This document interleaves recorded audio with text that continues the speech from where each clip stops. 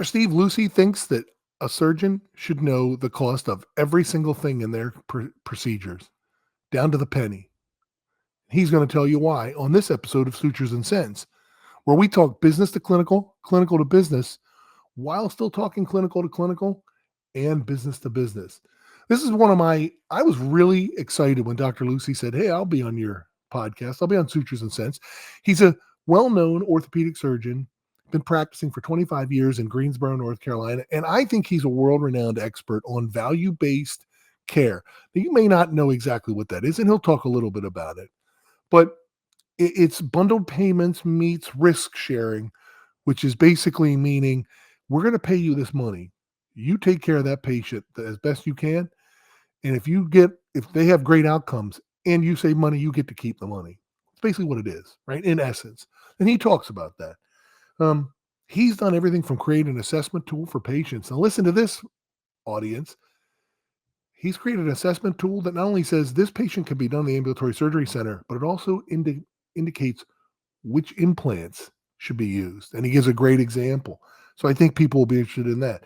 He's negotiated contracts with the biggest insurers and Medicare, and he's doing it in Greensboro, North Carolina. He's a bit frustrated. He doesn't understand why more people don't do this. He's a bit frustrated at the insurance companies, something that a lot of people share. But I think you'll find him fascinating. I hope I held up my end of the bargain by trying to keep up with this guy. Dr. Steve Lucey is a really smart, interesting person, and I think he might understand sutures and sense, clinical and business, maybe better than anyone I've ever talked to. Dr. Lucey is with us, and I'm fascinated to talk to him. We have we've communicated on LinkedIn. I've listened to a bunch of podcasts. Dr. Lucey, thank you so much for being here. You bet, Mark. You said something on a Becker's ASC podcast that I found fascinating, and we talked a little bit off air. You said you know exactly what it costs you to do a primary knee or a primary hip at your ambulatory surgery center, and which I think is fascinating. Why is that so important to anybody? Why would that be important to you? Well, first of all, I know exactly how much it costs, whether I'm doing it at the hospital as an inpatient, the hospital as a hospital outpatient, over at the ASC. I know all those costs, and it took some time to kind of learn how to get those costs. In Medicare, it's pretty easy because it's retrospective, and you can kind of look that number up and find that out. For commercial payers, it's a little more challenging, not a ton. It does take some work, and so I put people around me to help me with that, because you can get, say, for a patient that's Blue Cross Blue Shield, when they come in for their 6-week visit, we'll oftentimes ask them to bring with them their EOB, their explanation of benefits that they've received in the mail, and they don't understand it. We say, hey, bring it in, we'll help you. And then we can see that the hospital or the ASC received X amount of dollars for that DRG payment or that facility fee payment. It'll also show them their anesthesia fee. It'll also show them my fee. And so we thought that was important to learn back when we started doing a lot of value-based care work 7 years ago, starting our outpatient joint replacement center, because we were making the argument, trying to figure out the business maneuvers to shift the side of service to the ASC. So we did it through EOBs, Medicare. It's just retrospective data. But yeah, I know exactly how much it costs. The reason it's important, Mark, is because we're eventually going to realize we can't afford the healthcare we're receiving in our country. And so then we have to take those costs and things like that and shuffle them around. And as you know, surgeons are proposed to get a 2.9% decrease, and hospitals are slated to get what percent increase? 2.9%. So, they're taking from the docs and putting it in the pockets of hospitals. Is that right? Whatever. So if you're not aware of those numbers and aware of the value equation and how you can help in that regard, I just think you end up being taken advantage of probably in the future. Yeah, I don't. It's funny. I have a great primary care doctor. I have a great orthopedic surgeon, and no one has ever asked me to bring an EOB in. And I'm fascinated by you're 90 seconds into this, and I'm like, okay, I've never heard of that either. Never would have thought of that. makes It's sense though. yeah, it does make sense. I mean, there's not many people that are going to do that. It's just that No. I realized early on that I need to be a disruptor in the market and a disruptor in the equation. And to do that, I have to understand the business of what I do, not just the clinical side of what I do. And so that's just kind of how I did it. So I'm sure Yeah. there's other ways, but that's how I did Yeah. it. Well, it's fascinating. So let's talk about some of the disruption, right? I think that's a good way to describe it. So when I was listening to some of the things you've talked about, and we talked on the phone, talking about bundled payments, and I think like one of the things I didn't quite realize is that the bundled payment system that was set up, check my timelines, 8, 9 years ago, maybe 10 years ago, there were groups that were signing on to do it. I knew they were disengaging from it in a large part, but I didn't realize it was because the government kept lowering the amount that was ended up being put into the bundle, and of course, no wonder people backed out of it. It seemed like it was I actually thought it was a really good idea. Hmm. You guys jumped on it. Is that really what happened? That you were getting these bundled payments to do a total knee, and they basically just, could you explain that to the audience? What a bundled Yeah, payment. bundle payments have been around a long time, and just up front, there's two very distinct types of bundle payment. One is a retrospective Medicare bundle payment arrangement. The other is a prospective commercial insurance bundle payment. Two completely different things. Yeah. The what you're asking about is the BPCI that came up during Obamacare. So whatever that makes it, 10 years ago. And yes, they set a target price in your community. If you came in underneath it, you could share in the savings. And as we all knew, they would drop the target price, and then they would drop it again. And then after a while, we had hired case managers and put all this infrastructure in place, and then we weren't making any money. It was just a race to the bottom. Yeah. So great idea, but not thought out well. Shocker, by the government. Because and it didn't last. So they'll keep reinventing bundles. There's another one coming out called the Teams bundle in 2026 that we're keeping our eye on. So all of those are just maneuvers, and I think probably by well-meaning people, but just don't understand the different pieces and parts involved in the equation clinically.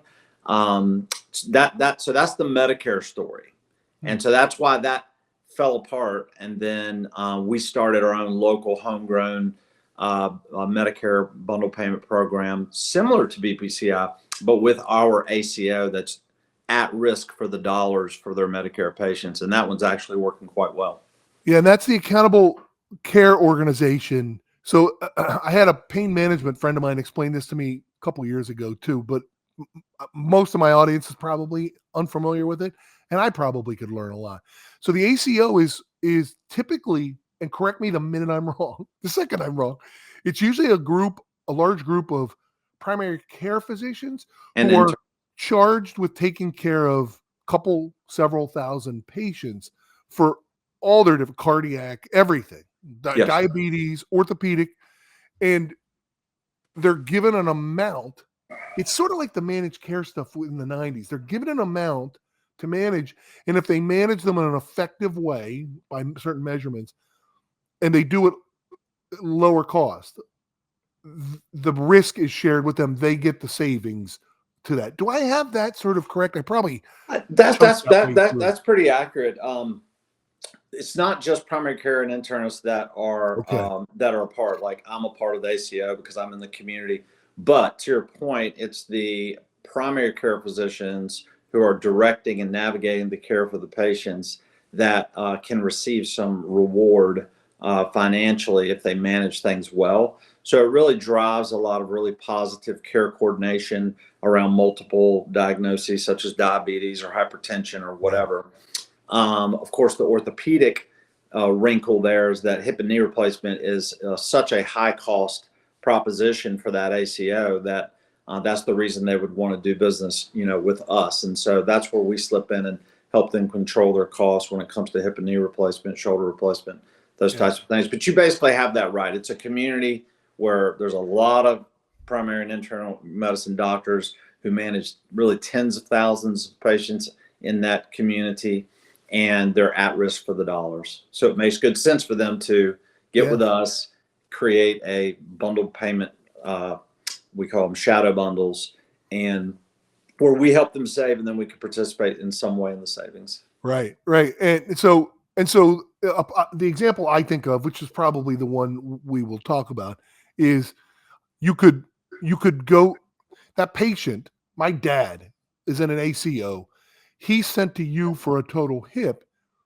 And he qualifies, let's say, you could do him in the ambulatory surgery center for a considerably lower amount of money than right. at the tertiary care center down the street, where they That's do a right. great job too, but it's going to cost more. And Right. that's where, so did you spend a lot of time educating the primary care ACO physicians or internal medicine, whoever it was that's sending them to you, that this was safe to do, good for patients? Because it's been such a dramatic change over the past 7 years. Yeah.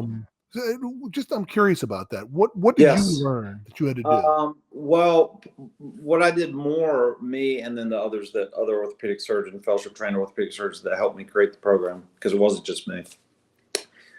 We educated the other orthopedists that it's safe to do, and we created pathways and protocols and standardization to create an outpatient program where we have the option and the opportunity to take them there and save money. It hasn't been that long since hip and knees came off the inpatient only list. I mean, it's been 3 years, 2.5 years for hips and 3 for knees or something. Yeah. So we started the program, and we got rid of SNFs and home health and all this kind of stuff.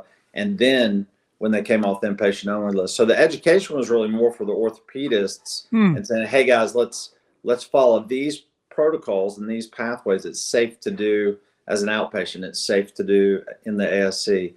The primary care and the internal medicine doctors were pretty much just cheering us on, and they trusted us. It wasn't it really, they were just happy that we were continuing to figure out how to take good care of patients and save them money. Yeah. Well, you're the experts in it. It's nice that they would trust you to do and know and understand. How it should be. I mean, we're colleagues. They take care of the whole patient. We take care of their knee or their hip. So we should work together. Yeah, that's interesting. It was the orthopedist. So, and I know you were very early on doing these procedures in the ASC. Yep. And I know you also have gone and taught other ASCs and orthopedists and probably some ACOs how to do this safely and effectively. And it's look, I'll get a total knee in 10 years and it's where I'll have mine done, right? Like, it's not a question because I've seen the data as well. But when you started doing this and you saw these dramatic how the home health, I hadn't thought about that till I heard you talking about it on the podcast.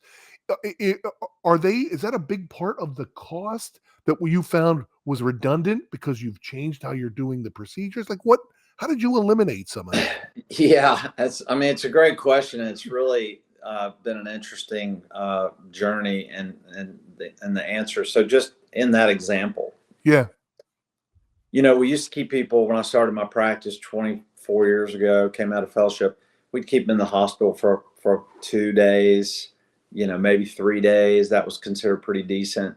And then they would go to skilled nursing, or they would go home with home health. Those were the pathways. Yeah. There was no pathway going home with no home health. It did not exist. Just as there was no pathway not to have a pain pump or a drain coming out of your knee or whatever. That was just how it was done. But then slowly things began to evolve to where, TXA came along. We didn't have bleeding. We don't need drains, or we don't need to even check hemoglobins the next morning. Spinal anesthesia, adductor canal blocks, Exparel, paraarticular blocks, like all these pain control measures. So really it all kind of came to fruition to where we realized, none of these things are necessary. And so we began to adopt just different therapy pathways. And in the process, I actually learned something. I actually send my patients home. I do total knees on Monday. I send them home, and I have, I'm very old fashioned, but my patients love continuous passive motion machines. Not many people use it. 0 to 90 right out of the gate. They can't even feel their knee. They go home with it. They do 3 2-hour sessions a day. They do a foam block to get extension called a 0-degree knee with an ice wrap. They're on a rhythm, 10 days, no therapy, nothing, just range of motion and pain control, just kind of a quiet 10 days.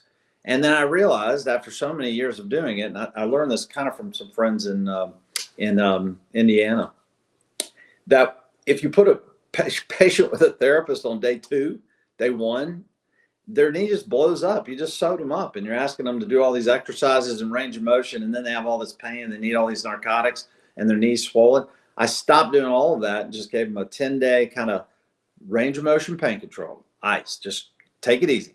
And then they come in at 10 days looking like $1 million and eliminated a ton of pain medicine and the cost for home health, which was, a couple grand probably. Yeah. Yeah. So yes, that was a very long answer to, there's been lots of evolution of clinical things that have made it possible for us to look at it that way. And then once you do it and you buy into it and you realize these people are doing better, not worse, you're not withholding care. You've actually made the care superior. Well, again, you've improved the outcomes. You've improved the patient experience. You've decreased costs, decreased the use of some scary meds at points, and they're not mutually exclusive. I had a primary care doctor tell me that one time. He's like, you can do these things and everybody can win. They're not mutually exclusive. That's not right. And that's exactly, you just described a perfect example of it. But it's a process. It's not something you trust overnight, I wouldn't think. So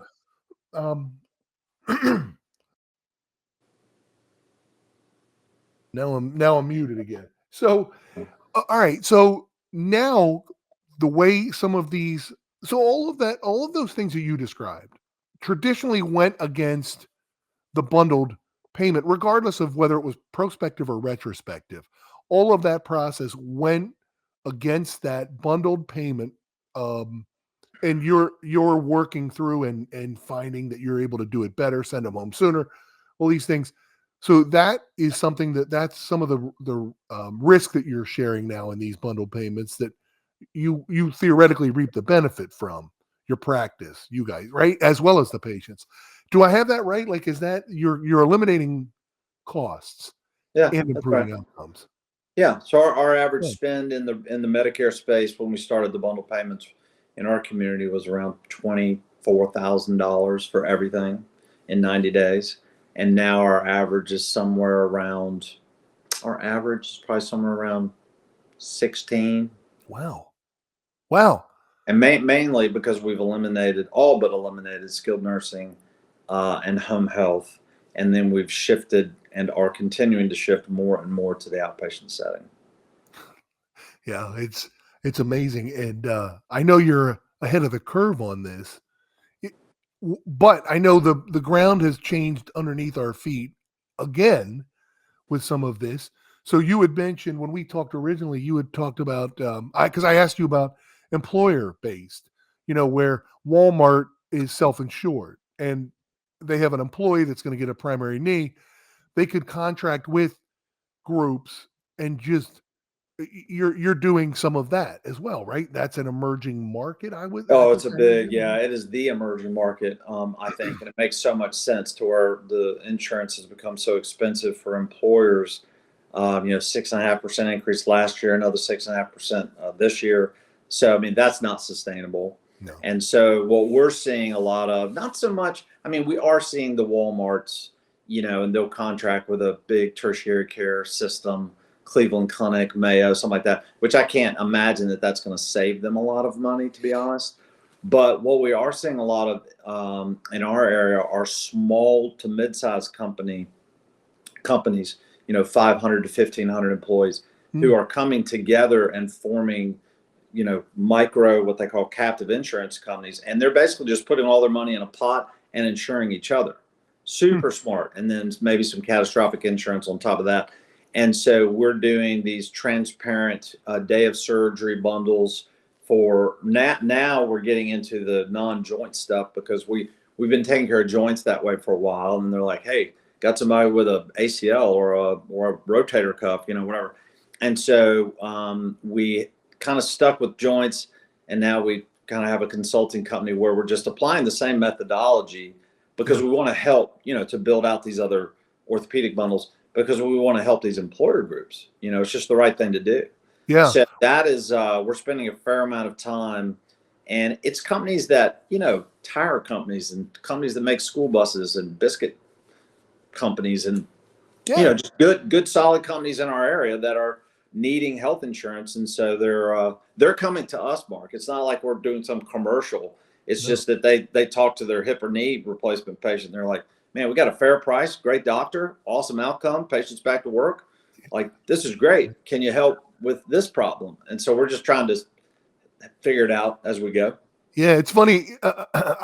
Until I heard you telling me a little bit about this a couple weeks ago, I wasn't aware. I would have called those sort of like small to mid-sized company healthcare cooperatives. It's kind of what they're They like. may Right? be called that. I don't know, but I Yeah, just know that they a lot of them have formed these captive insurance companies. I'm going to use your term. You're the expert on it. I'm making it up. Yeah, but they're yeah, I think it's a huge market. And then there's I would say kind of the next level up, and it's probably a significant level up, are some of these companies like Coral, Carum, Surgery Plus, which has now been renamed Lantern, and they've been around a while, and they'll go to these larger companies and they'll say, hey, when we see a surgical code pop up, for payment, then we're going to get in there and we're going to make sure they go to a value-based provider and they get a good surgeon at a good price. And so we do I do a lot of work with those groups as well, helping navigate their care. I love it. Like this is when you describe 6% costs to employers going up every year for insurance. We have our employees insured, and it costs a lot. Not to mention that the copay goes up, the deductible goes up. Like, it's rising dramatically to the point where, it's it's changing how people think about how they're going to go get anything done. Right. But like a total knee or total hip is a perfect example, and it's so common and expensive that people are starting to get ready to start shopping. And and that's why I was excited to talk to you, because I knew, like, that's what you were describing, but you're also saying, yeah, and we're giving you great outcomes. I mean, these are documented great outcomes, which I think is, it's because it's not sustainable. It's not sustainable. You see what it's like in operating rooms now. People are trying to use their deductible up. When you got into surgery 24 years ago, and I got into med device 20 years ago, the week between Christmas and New Year's was, you went skiing and I caught up on paperwork and reintroduced myself to my wife and kids, right? Yeah. And it is not that anymore. No. It is, everybody's using their deductibles, and it might be the busiest month of the year. Oh, sure. On industry, and I'm sure it is. That's just going to reflect what your workload. Yeah. So it's amazing how it's changed. So if I can, like I told you, my audience is a lot of industry people, and they're not, I don't want to say confused, and I'm going to be throwing a broad blanket, but they tend to say, well, we know ASCs are a lot like small hospitals. We'll do it. They're not. The reimbursements are different. What keeps you up at night is different than what kept you up at night 15 years ago. Mm-hmm. What would you tell industry to think about relative to these sort of changes in how your business is run? Because it's what this is your business. What's advice that you give to your vendors? Well, it's a really good question, because I think a lot of the larger medical device companies still kind of, I don't want to say have their heads in the sand, but they don't have to care that much right now because nothing's changed. Yeah. No one's come to them and said, look, I can no longer pay you $4,000 for a total knee or a total hip. I can only pay you $2,000. Like, it just hasn't gotten there. And so, but it has to get there. It just does. I mean, there's just, you just can't fake it anymore. When there's no more money for us to spend as a nation on healthcare, it's going to be like Canada, and people are going to be standing in line waiting for months and months and months because we ran out of implants or ran out of money or whatever. Yep. So I think they would be wise to at least try to get in the game and think strategically with us and become a partner in it. I'll give you an example. We have in our software tool that we use to run our program, it's a risk assessment tool. But part of that risk assessment tool to tell us who could be done in the surgical center or who needs to be kept in the hospital. Part of that spits out a score for an implant stratification.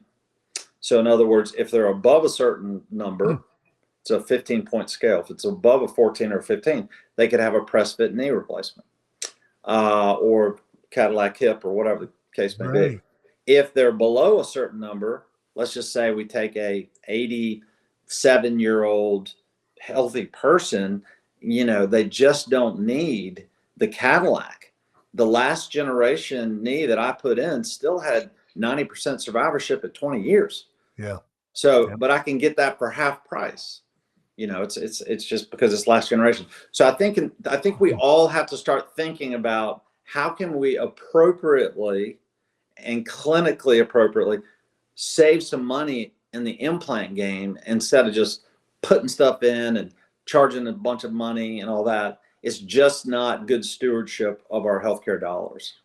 I agree. It's I came from pharma a long time ago, and I always thought it sounded, I haven't seen much of it. What you described was sort of stratifying antibiotics for like community acquired pneumonia. Like a certain healthy person comes in with it, you can give them amoxicillin, they'll do great, right? Mm-hmm. And it's dirt, it's pennies. But their grandfather comes in who's 82 years old, diabetic, congestive heart failure. Amoxicillin will work, but he needs something a little bit more powerful because he's at higher risk.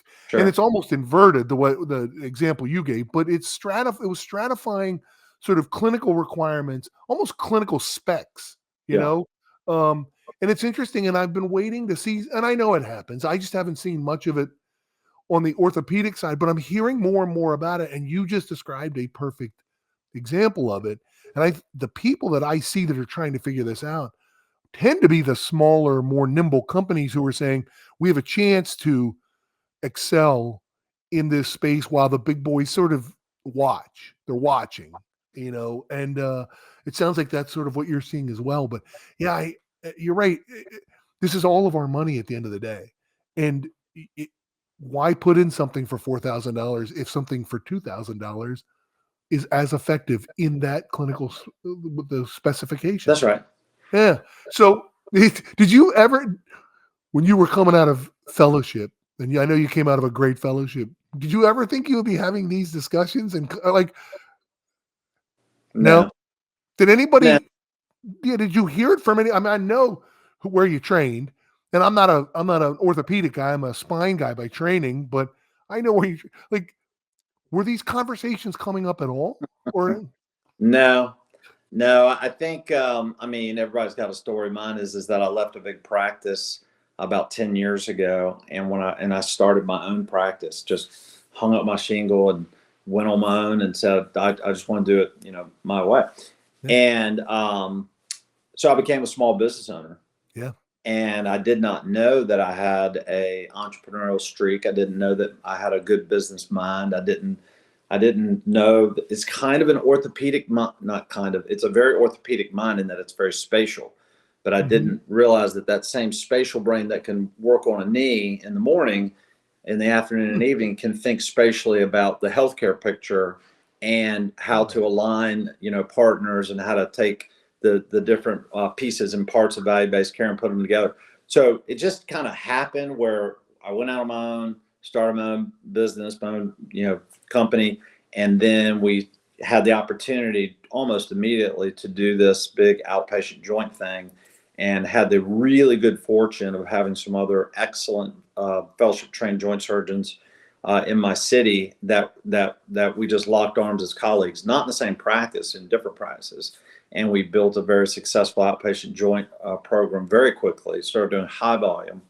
And I ended up doing most of the business contracting and negotiating for that. So it just kind of happened. Yeah. And, we just rolled with it. And then we started a consulting company to help others do the same. It's been loads of fun. It feels like it feels very probably not the right words, but it feels very morally right to be doing something positive in healthcare in a time where it's just off the rails when it comes to being able to, for your, not just your average American, your above average American or below, I mean, doesn't Yeah. matter. It's expensive. Yeah. And, I got 3 adult kids who are all married, and, they call me and they're like, Dad, I had no idea that healthcare was going to cost me $800 a month, and all this kind of stuff. And so, Yeah. yeah, it just feels like it's the right thing to do. Value-based care makes so much sense. So I'm going to keep putting my 2 cents in there as long as people will listen, I guess. I love it. I don't think you're tilting at windmills. I think you're actually affecting change. I just think first of all, I love the idea of I never thought of putting components together as the way you saw value-based care. And it's interesting. Now you got me thinking in a different way, but I do think, I just think you're a humble guy. The little bit I know you, I know you're sort of at the cutting edge of this, but it's logical and it's reasonable. But I think it's scary for some people to, we've done things a certain way for so long. Well, And the other part, Mark, not to interrupt you, but the other part is that, you say I'm on the cutting edge. I mean, I feel like we are. We're doing some very creative things. I just don't feel like people are listening very well. And part of the reason is that hospitals have hired orthopedic surgeons and they're employed. yeah, And so then it begins to neutralize that orthopedic surgeon a little bit from thinking critically like I'm thinking about this, right? So they may tell them, hey, you just got OR time over here at the hospital. We don't have an ASC. We're not going to build one, or don't go over there. Like they're I mean, they're very much, God bless them, they're very much pawns in the deal, right? yep. So then you're relying on the private practitioners, and then most of the private practitioners are in very, very large groups where they're not paying super close attention to the bottom line and kind of all the costs and things. So while it makes loads of sense, I would say that it's a very narrow lane of people around the country who are orthopedic surgeons or joint surgeons who are thinking the way I'm thinking, our group here in Greensboro, North Carolina is thinking, and trying to deliver value-based care. I just wish people would wake up a little bit more and listen. Yeah, I really do. I'm going to give you some, for what it's worth. I'm going to give you some hope. I think you're ahead of the schedule. I think your timing's a little early on this, but I think it's coming. Because of the factors we talked about. Like this makes too much sense. I agree with your comments about orthopedists being employed by health systems. And I don't know what's going to happen, but I happen to have several, and you do too. We have several friends that are employed by health systems, and they did it, and most of them aren't happy. And I just don't think that's sustainable long term. I think your model is much more sustainable. It's just that's right now, that's easier. But I don't know. I just don't think it will. I think you're on to something. And I think as these rates continue to go up, if they do, this is just going to become more evident. It has to. Because the answer to all the questions, it seems like the old joke, the answer to all the questions is money. And I don't like thinking that way, but you have a very appealing perspective on this. Well, And, I learned when we negotiated our first commercial prospective bundle payment program with Blue Cross Blue Shield of North Carolina, and we took out the EOBs from my patients. And I said, do you know how much you spend on 90 days of care? And they didn't know. And at first I thought they were lying, but actually they weren't. They were very nice, honest people, and they really didn't know. right. And I said, well, let me tell you, because I have all these EOBs from my patients, and I will tell you how much. And then basically I said, we can do it for half price if you give us the check. So we're responsible for the care of our patient, and we're at risk for those 90 days, but we also can have a reward if it works out well and we save money. And at first they didn't really believe me, and this and that and the other. But the issue there was that, number one, they had no idea, right? But we saved them in the first couple of years of the program millions of dollars. Mm-hmm. So you would think that they would tell all of their other Blue Cross around the country. Then we got it with Cigna. Then we got it with Aetna. Then we helped and we became the first United Healthcare commercial bundle payment program. So we had all the BUCAs wrapped up in our bundle payment program, and it was going great. United Healthcare quit theirs. No reason that we can think of why, because we were saving them a ton. Cigna quit theirs, and then Aetna almost quit theirs, but they had to keep it in North Carolina because of the state government, and they took over the teachers and the employer health program. So why wouldn't they, if we saved them 50% of their previous 90-day spend, why would they not carry us around the country and say, hey, we want to do this everywhere. We want to save this kind of money all over America, not just in Greensboro, North Carolina.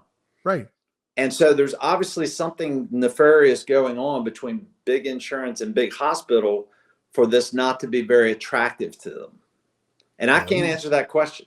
No, nor should you on my podcast, although I'd love for you. But I think, like, I sit here and go, like, well, they've got to spend 85% of every dollar they hold. And theoretically, you kind of made it harder because you saved them money. I don't know. I hate thinking that way, especially in the times we're in with these, the news reports of what we saw in New York. But you're right. Like, that's a head scratcher. Now I'm going to think about it. I don't going to bother me. I just know that I'm thankful to be in North Carolina, where we do have a lot of people here. It's definitely a bundle payment state. It was an early adopter of BPCI.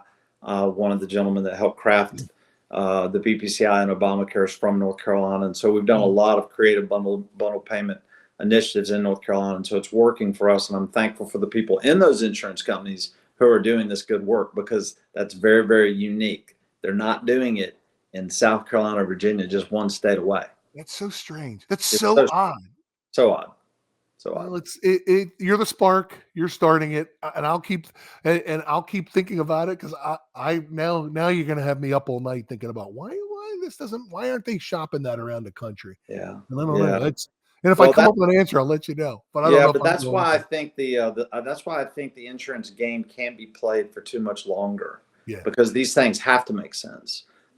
The people are going to demand that it makes sense because they're running out of money. I mean, it's just becoming unaffordable. So I think we're going to start in the next 5-ish, 10-ish years or something. We're going to see some different modeling of things like self-funded employer groups, like Christian healthcare, some of these different things that are working in pockets. And I think they're going to have to become mainstream. I think Malcolm Gladwell and Michael Lewis are going to come talk to you soon, because that usually means there's a tipping point. Something's happening. They should be talking to you about this. Maybe Musk and Ramaswamy will get involved, and we'll get some. Yeah. I told you Steve Lucey was an interesting person to talk to. So if you want to follow him, if you're a rep or a vendor or a company, I would urge you to follow him on LinkedIn. He said to follow him there. If you're an insurance company or health system or big payer and you want to understand, go to ValaireBundles.com. I'm going to double check I've got that right. It's VALERE,